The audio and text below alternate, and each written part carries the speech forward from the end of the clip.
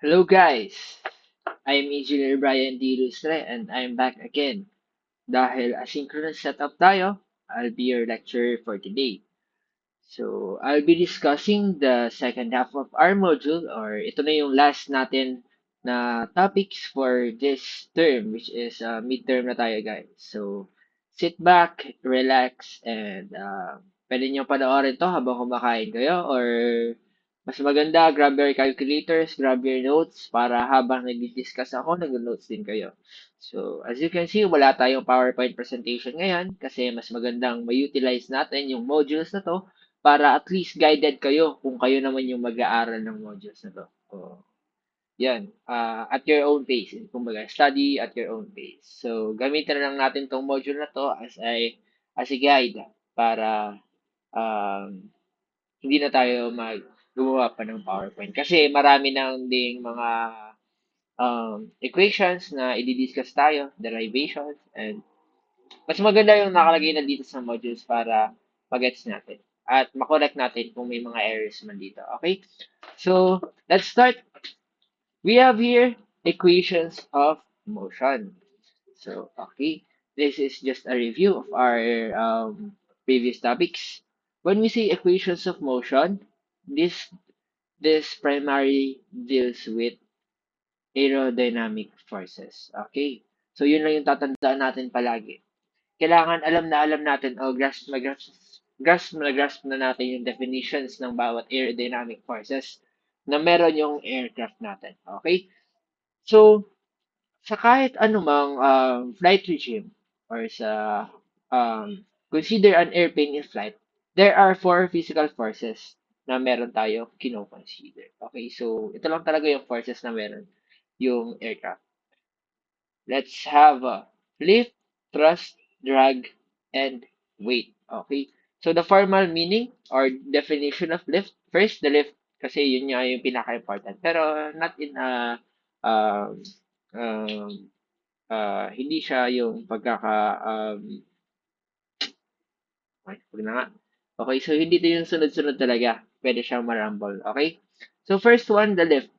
Yun, palagi natin tatandaan. Some misconceptions about lift is it is an outward force. Palagi. Pero yung pinaka-formal definition niya, when we are talking about aircraft, lift is perpendicular to the flight path. Okay? When we say perpendicular to the flight path, the lift acts perpendicular to the flight path. Ibig sabihin, ito yung flight path natin, meron siyang 90 degrees from the flight path. Okay? Palagi natin yung tatandaan. So, kapag ganito yung flight path ng aircraft, paslant, bababa, yung flight path niya is 90, yung lift niya, I mean, is perpendicular to the flight path. So, yung lift niya is naka-slant din. Okay? Ano lang yung hindi naka-slant? Dito, yung weight. Number 3, yung weight dito. Yung weight acts vertically toward the center of the earth because of gravity. So, yun yung tatandaan natin. Weight is always vertically toward the center of the earth. Hindi siya directly downward. Okay? Yung pinaka-formal definition naman ng weight is the force that acts vertically toward the center of the earth, or it is the pulling force to the center of the earth. Okay? So, hindi siya perpendicular sa flight path, kundi directly downward or towards the center of the earth. Drag, next one is parallel to the flight path direction. When we say parallel naman, pareha sila ng angle. Kumbaga, hindi sila nag-meet, hindi sila nag-intersect. So, kumbaga, kung ano yung direction ng flight path, yun din yung direction ng inverse direction or parallel siya dun sa flight path, yung drag natin. Okay, hindi sila nag-intersect. Whereas, number 4, thrust, which is na may meron din tayong misconceptions about thrust. Thrust naman is generally inclined at an angle with respect to the flight path. Bakit nga ba sinabi generally inclined at an angle? Okay, so yun. So, ganyan natin. Ang hirap mag-ano sa mousepad. at an angle, ganyan. Bakit generally inclined at an angle? Sorry for that. Okay. Kasi, yung thrust, ano yung nag-generate ng thrust? When, let's take a look at this aircraft. Okay. So, maaari nating sabihin na yung thrust line niya is iba siya sa flight path. Bakit? Yung nag-generate ng thrust dito, which is the power plant, hindi siya directly naka-align dun sa flight path natin. Halimbawa, galing siya sa engines mo na sa wings. So, yung wings mo medyo tilted siya. So, yun, inclined siya at an angle. Kaya, hindi talaga siya directly or palaging, normally, sabi nga, generally inclined at an angle with respect to the flight path. Kahit yung propeller, guys. Pag tinitingnan natin yung propeller, hindi talaga siya nasa center or symmetrical or nasa center point ng aircraft. Palagi siyang medyo tilted na meron din yung explanation. Okay? So, let's move on. Ito, tandaan lang natin dito, magagamit natin mamaya. Ito yung alpha, which is the angle provided by the ito yung angle of inclination ng ating thrust with regards to the flight path. Okay? So, makikita natin yung drag, wala siyang angle. Yung lift, meron tong angle na i-discuss natin mamaya, which is represented by theta. And wait, wala din yung angle. Okay. So, ano yung one of the most important law nga natin sa physics? That is the Newton's second law of motion. So, ito na yung pinapaliwanag doon ng Newton's second law of motion. F is equal to mass times acceleration or F is equal to m times A. Okay, so nag-a-apply ito sa lahat. Okay, nag-a-apply ito kahit hindi lang sa aircraft, sa lahat ng mga bagay-bagay sa paligid natin na merong force. Okay, or in motion, body in motion. Okay. So, since A daw, A is equal to derivative of velocity over time or in simple words, hindi ko lang sure kung tama to. Kasi ang alam ko is dv over dt lang talaga. Acceleration is equal to the change in speed. Okay, the change of rate in speed, the change of speed over the rate of time. Okay, the change in rate of time. Okay, yun yung pinapaliwanag lang dito. If higher level physics kayo, dapat alam niyo na to. dv over dt is equal to A. Tapos force is equal to m times A. Okay, so dito naman, in-apply naman natin yung acceleration. So, centripetal acceleration tong v squared over r. So, hindi na tayo magda-dive deeper into this one. Pero, yun, tandaan na lang natin, ito yung centripetal acceleration with regards to circular motion. Okay? So, yung ginawa niya is yung A is in-equate niya into V squared over R. Okay, tapos M. Time multiplies by M, yun yung force pa rin. So, we have here three equations na. So, equations of force and one equations of acceleration. Or ito nga, kasi kasama pa itong isa. Okay, by examining the figure above, so, pakita ulit natin yung figure natin kanina. We have this one. Okay. By examining the figure above, the parallel forces to the flight path are stated as this one. Okay. So, ano ba tong mga nakikita nating trigonometric parameters dito? So, first one dito, pag sinabi nating parallel forces to the flight path, parang ito yung summation of forces with regards to the flight path. And we know that yung flight path natin ay itong nasa x-axis natin. Okay, yan yung flight path natin. So, yung ginawa dyan guys is medyo minanipulate niya to the point na yung lift inalign niya sa center or sa vertical line natin or sa y-axis niya, yung lift. So, itong lift, pag minove mo dito sa y-axis natin, mag-change din yung direction ng flight path natin, which is yung mag-a-align siya sa x-axis natin. Kasi ito nga yung basis natin eh. The parallel forces to the flight path. Okay? So, parang summation forces x siya. Summation forces x. So, pag gumalaw yung flight path, gagalaw yung lift, mag-a-align siya dito sa ating um, y-axis. And itong drag naman, mag-a-align din siya dito sa x-axis natin. Pero walang angle ha. Okay, so yung magkaka-angle lang dito is yung thrust natin kasi yung thrust natin hindi naman siya pantay dun sa ating flight path. So itong W, magkakaroon din siya ng angle since pag gumalaw tong lift, gumanyan yung lift, okay, by this representation, gagalaw din tong W, gagalaw, pupunta dun sa gilid, okay? If we will assume that in that way, okay? So, paano nga isusulat yung summation forces at X or the forces along the flight path or parallel forces to the flight path? Ito, T is equal to cos alpha thrust. Okay, so ito yung sa una. Ito yung pinapaliwanag dito. So if we are going to get the x component of our thrust, syempre, thrust is equal to thrust times cos kasi yung angle nito is ito alpha. Thrust cos kasi align siya sa x-axis whereas x component dapat yung kukunin natin. Thrust cos angle, okay? Or alpha. Okay tayo doon. Yun na. Parang sinasummation of forces lang natin siya. Okay? Minus D. Kasi yung D, walang angle, di ba? Kasi mag-aalign siya dito sa x-axis natin. So, yung D natin is, yun, minus D lang. Negative D kasi, okay. So, naka-minus dapat yun. Tapos, W. At ang W naman, meron siyang sin theta. Okay? So, yung W sin theta, magkakaroon siya ng theta kasi mag-move nga itong W to the left. Doon. Kasi nag-move yung lift natin. Okay? So, yung lift naman, wala siyang x component kasi naka-align siya directly sa ating y-axis. Okay?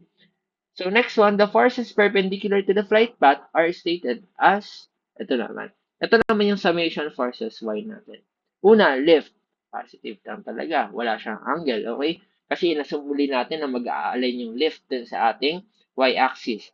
So, T sine alpha. Okay? Etong T, ito yung thrust line naman, sine na kasi opposite naman, di ba? Y-axis naman yung kukunin natin or y component of our thrust. And W naman, cos naman siya kasi ito yung naka-adjacent naman. Okay?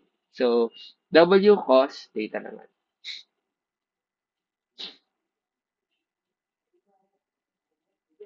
W cos theta. Okay, i-review lang natin. Parang nakikita ko dito, medyo mali ata to. Minus T kasi papunta siya sa left, which is positive. Oh, so dapat plus ata to. So, let's check na lang ulit. Okay? So, pero yan, in this module nga, sinasabi dito, hindi ito masyado, not that important talaga tong derivation dito in the upper part. Okay, kasi yung kukunin, dapat kailangan lang natin ma-understand kung ano yung equations of motion dun sa task natin.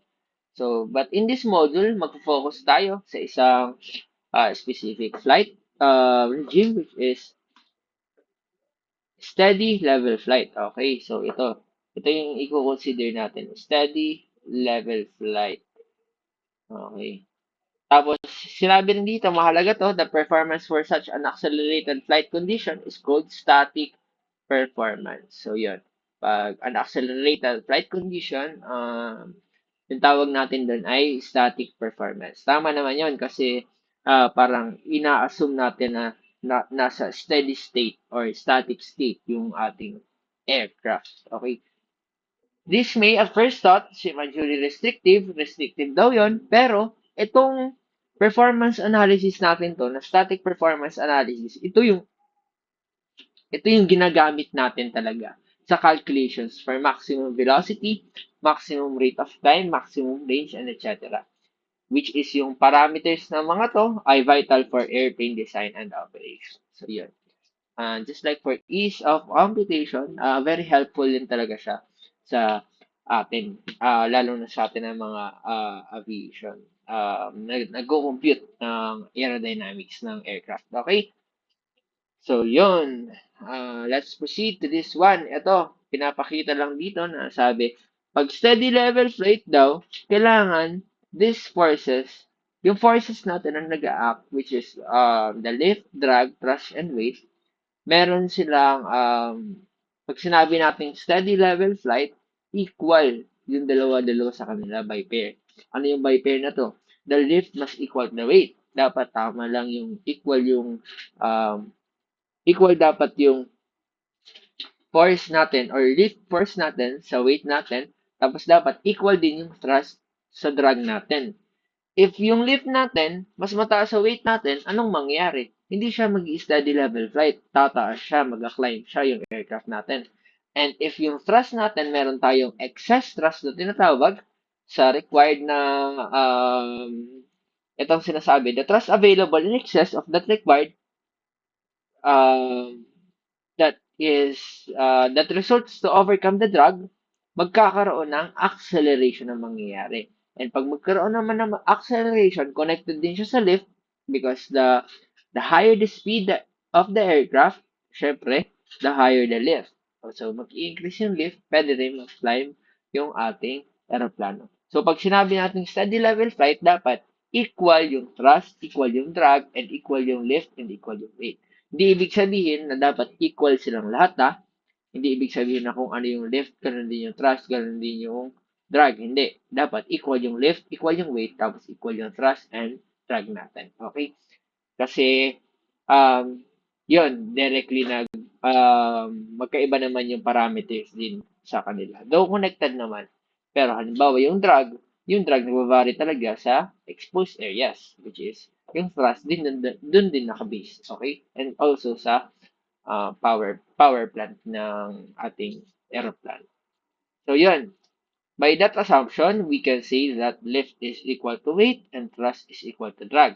Okay, bawal kaya itong magkakabaliktad na gagawin mong lift is equal to thrust. Hindi. Lift is equal to weight, thrust is equal to drag. Ito yung magiging assumption natin sa steady level flight. Okay?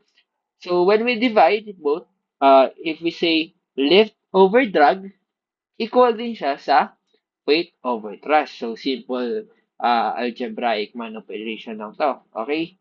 So, we can say that lift over D is equal to W over T. Okay? So, when we look at this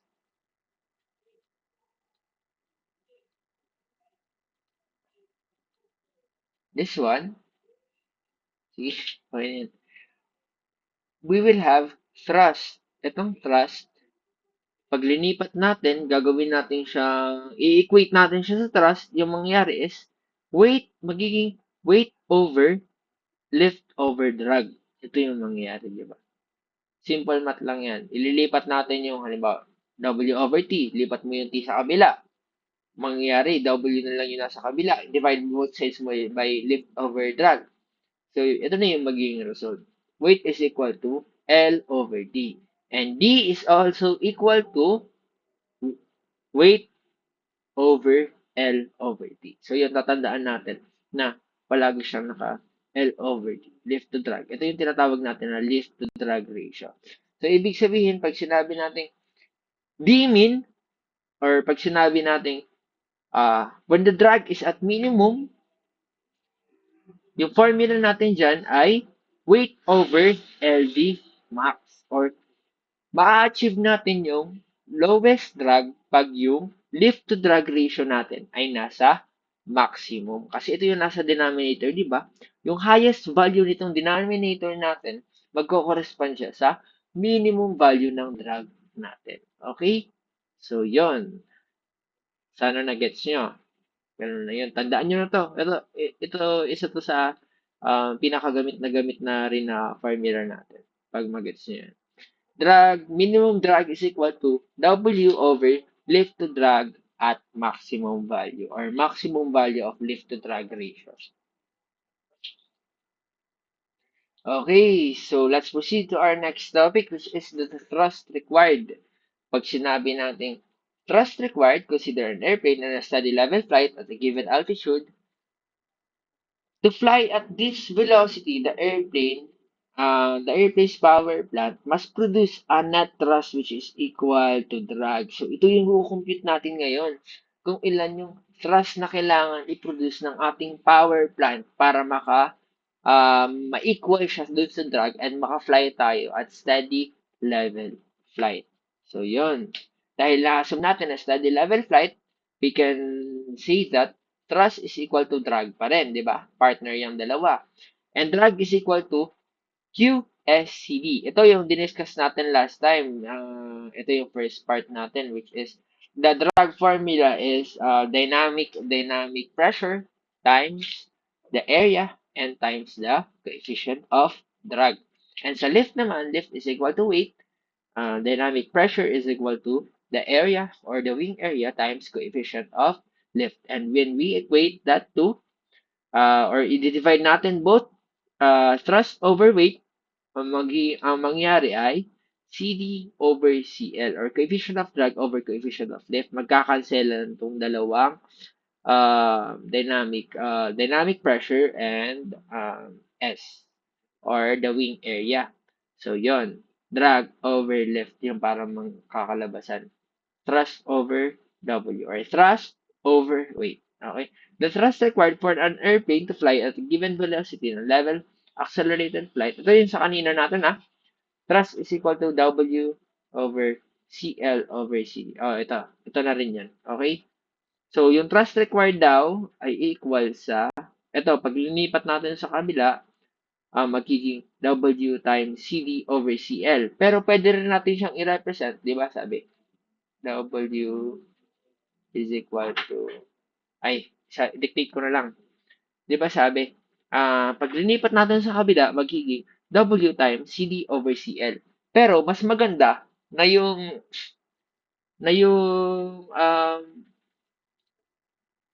presentation natin nito ay lift to drag ratio na rin.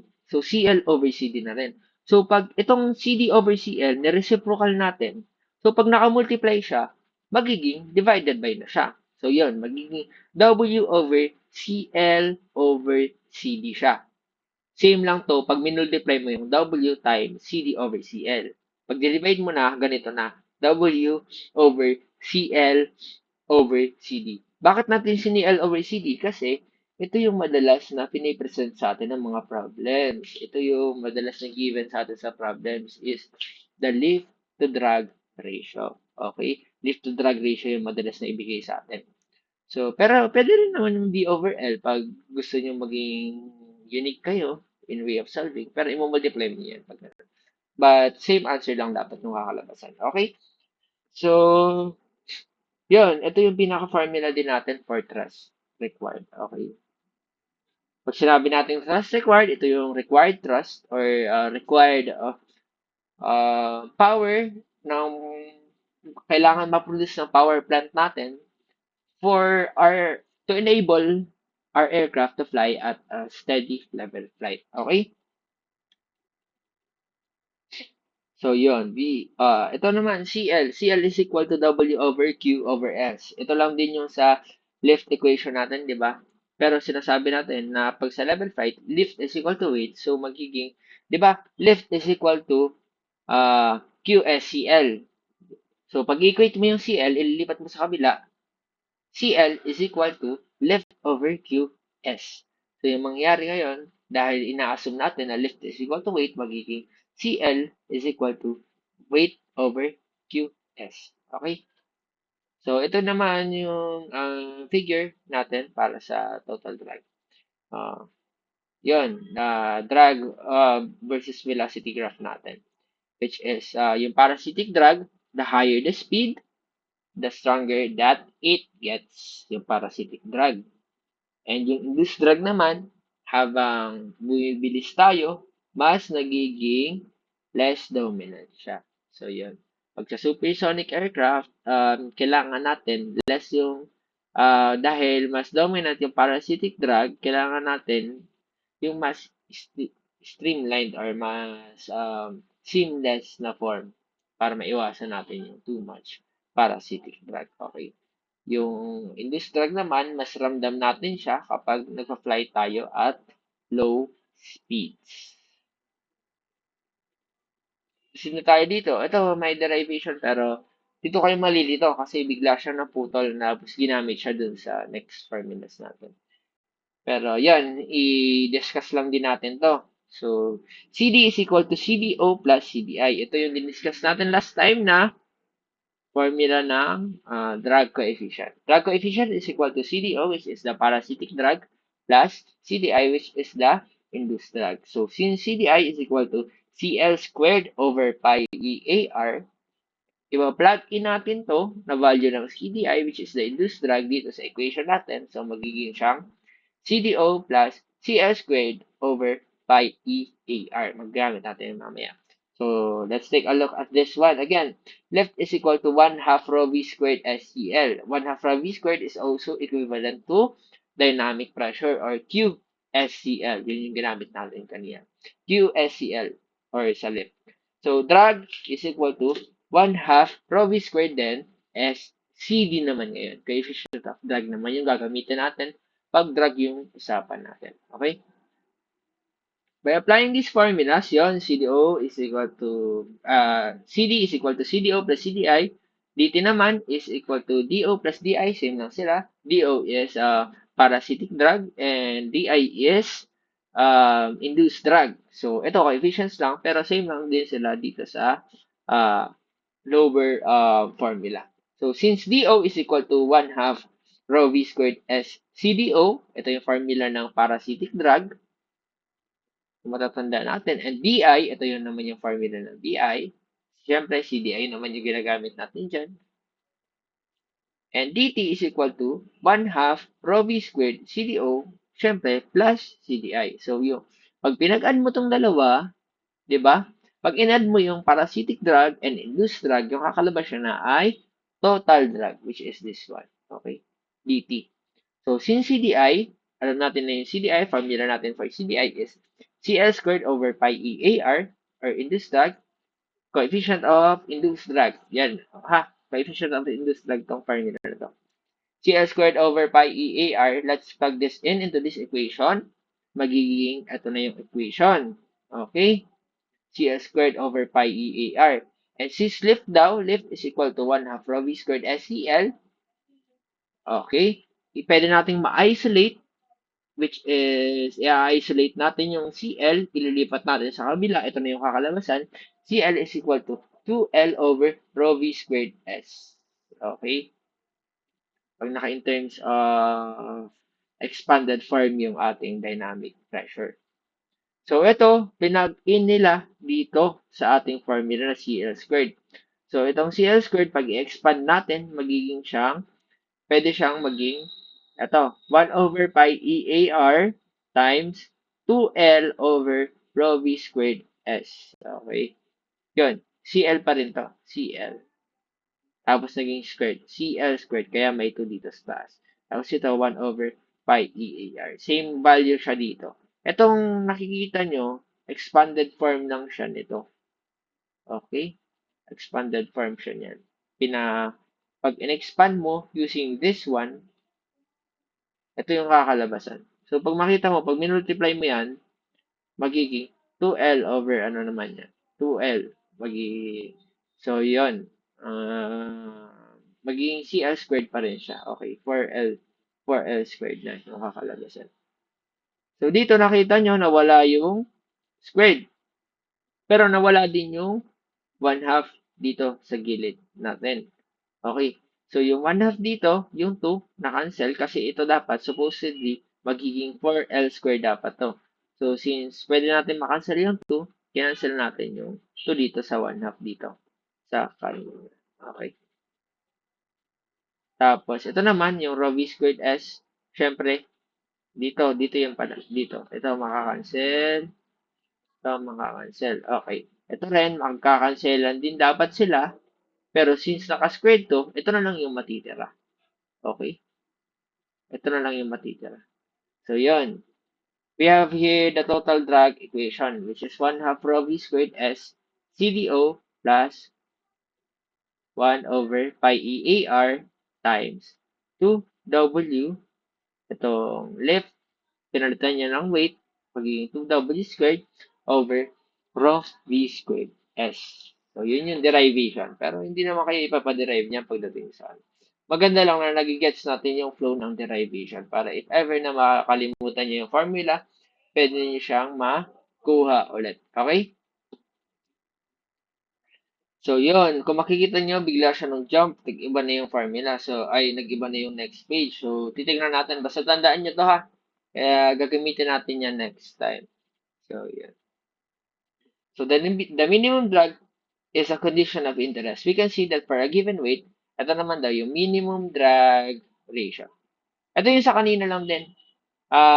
Yung ditong part. Yung sa drag is equal to W over, ito. Uh, ito. Drag is equal to, minimum drag is equal to W over lift to drag ratio max or LD max. LD max yung tawag namin. Yan. Ito, di ba yan?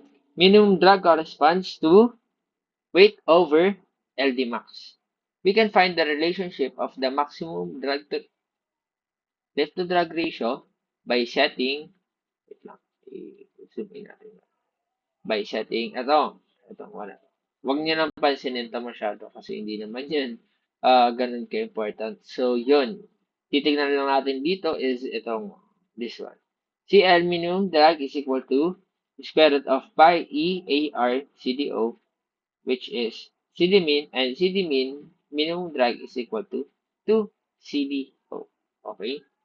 And CLDD max is equal to 1 half over pi EAR CDO. So, yan. Tandaan lang natin dito is yung formula ng TR min. Ito. TR. Tandaan natin yun. Gamitin natin to dito sa problem. Kasi itong iba, hindi naman natin yan magagamit masyado sa problem.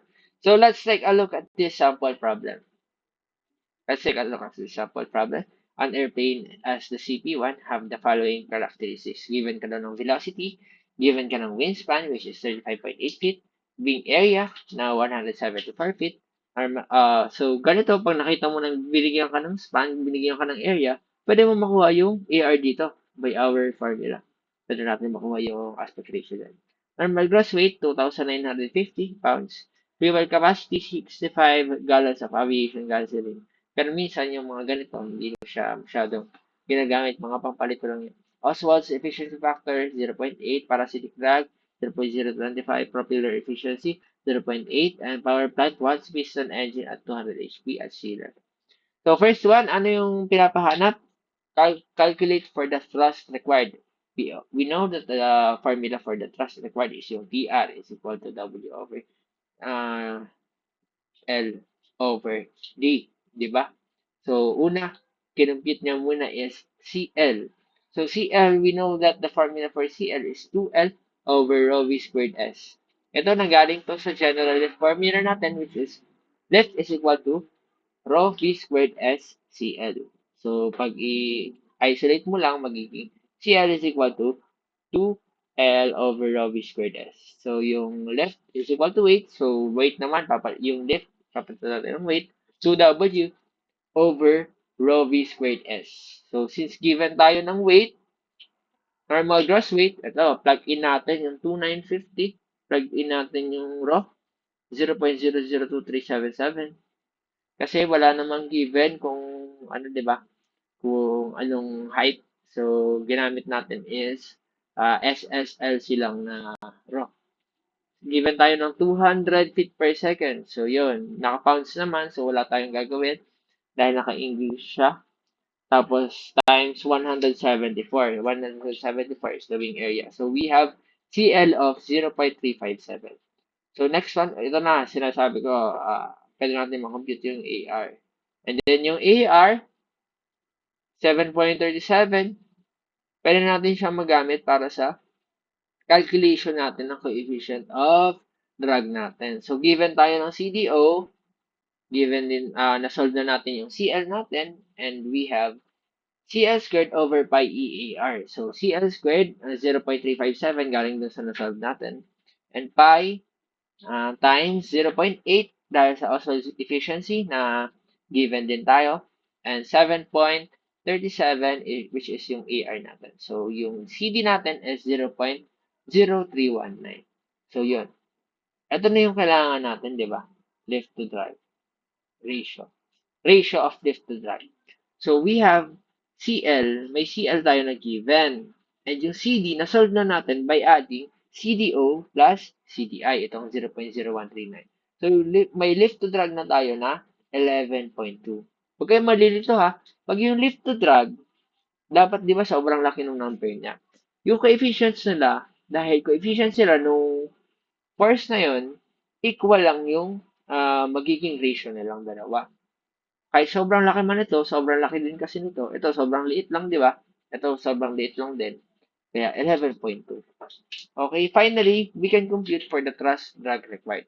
So, ito na yung magiging final answer natin. So, we have our formula for thrust required, which is W over lift to drag. So, 2,950 divided by 11.2 na na-solve natin, meron na tayong sagot na 263 pounds. Sana nag-gets yung flow. Kailangan lang talaga niyan, practice. Number 2, a Boeing 747 weighs 750,000 pounds. If it is flying at a condition where L or lift to drag ratio is 10, what is the thrust required? So ito, sobrang easy lang ng tanong na to. Given na tayo ng lift to drag ratio, alam naman natin na yung formula ng thrust is equal to weight over lift to drag ratio. So 750,000 divided by 10. Yung thrust required natin ay 75,000 pounds. Okay. For us to be flying normal or at steady level flight, kailangan natin ng power na 75,000 pounds. So, makikita natin, Boeing 747 kasi dito, ang laki talaga ng thrust required. Dito kasi sa taas, maliit lang yung weight natin. So, ibig sabihin, small aircraft lang to. Airplane CP-1. Maliit lang area na yun. Yung kailangan niya lang na thrust is 263 pounds. Next one, the power required for level unaccelerated flight. Kanina, thrust required yung kinumpute natin. Ngayon naman, power naman tayo. So, we have here the formula for power, which is force times velocity. So, for the derivation, same assumption, thrust is equal to drag, and ito yung formula ng power, which is equal to thrust times velocity. So, wait lang. Okay. So, makikita natin na yung T required is equal to, is multiplied by V. So, power required is equal to to D times V. Kasi, ito, T is equal to D, and P is equal to TV. So, Prec is equal to TV. Yung T, dahil equal din siya sa D, ginawa niyang Prec is equal to DV. So, since Drec is equal to 1 half rho V squared SCDO plus 1 half, ito, yung galing to sa taas, dun sa kinumpute natin, yung sabi ko biglang naputol. Ito, galing to dun. Yung karugtong dapat nito is, yun na yung dinidiscuss natin ngayon. So, medyo may talaga jumping dito. Mahilig tumalon yung ating module. So, yun. Ito na yung formula na yun. As you can see. So, we will have the power required formula, which is, ito, na sobrang haba, multiplied by V. Itong V. Okay? So, by that, pag minultiply mo daw to dito, magiging, itong V, magiging cube na. Ito, naging cube na. Tapos, itong V squared, makakancel. Matitira is, matitira is, isa na lang na V. So, since multiplication naman sila, so, yun lang yung mangyayari dito sa part nito. So, ito yung power required formula natin. 1 half rho V cube SCDO plus 1 half pi EAR times 2W squared over rho VS. Okay, so, ilalagay naman namin yung formula na yan dun sa ating test paper if sakali man na may problem na yan yung need. Okay? Or pwede naman ilagay lang namin, mapalito lang. Ganun. In contrast to our thrust required, ito, tandaan nyo, na yung thrust required natin varies inversely with CL over CD. Kasi di ba, yung TR is equal to PR is equal to W over CL over CD, kaya varies inversely siya. Yung power required naman natin varies inversely at CL 3 halves over CD. Yun yung tatandaan nyo. CL 3 halves over CD. Pag power, yung usapan natin. As the airplane increases PR first decreases, then goes to a minimum, and then finally increases. So, yun. Power required sa una, bababa rin siya. Tapos, tataas din ulit. Ito yung minimum point. Ito yung tinatawag ko sa inyo, ay tinatanong ko sa inyo dati na kung ano yung point na kung saan nagme-meet yung parasitic drug and induced drug, yun yung PR mean. Minimum power required yun na point. Kung saan, yun yung point ng aircraft na kung saan nagpa-fly siya at the least minimum power required. Yun yung pinaka-konting power lang na kailangang i-produce yung aircraft natin. So, yun yung pinakamaganda actually. Kasi yun din yung point kung saan pinaka-konti yung drag ng na-experience ng ating aeroplano. Okay? Ito, so, zero lift power required daw itong part na to. At ito naman, a lift-induced power required. So, yun. Hence, the aerodynamic conditions of power required is this one. CDO, pag power required yung usapan, CDO is equal to 1/3 CDI. Tatanda lang natin. And next one, ayun, mastery check na dito. So, itong mastery check, kaya naman itong ma-solve considering aircraft compute for the total drag. So, DT lang yung hanapin nyo dito. Yung DT is equal to 1 half rho V squared CD. And yung CD naman is equal to CDO plus CDI. So, given kayo ng CDO, iko-compute na lang naman dito is yung CDI, and alam niyo naman yung CDI, yung formula niya is CL squared over pi AR. Given ko na ng E, AR, pi, meron na rin. So, yan. CL naman yung need nyo i-compute. CL, formula for CL is lift,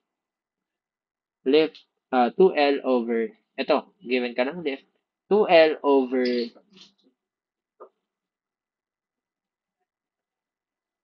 yung lift, formula ng CL pala is 2L over QS or dynamic pressure times S. So, kaya mo na rin ulit ma-solve yung lift dito. So, yung CL dito.